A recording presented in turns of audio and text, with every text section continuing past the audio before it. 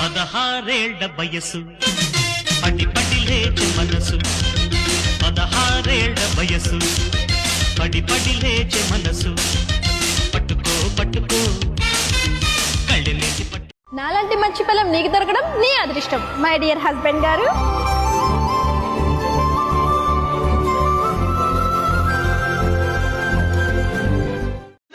నువ్వు ఎక్కితే గాలిలోకి లేచిపోద్ది ఫ్రంట్ వీలు.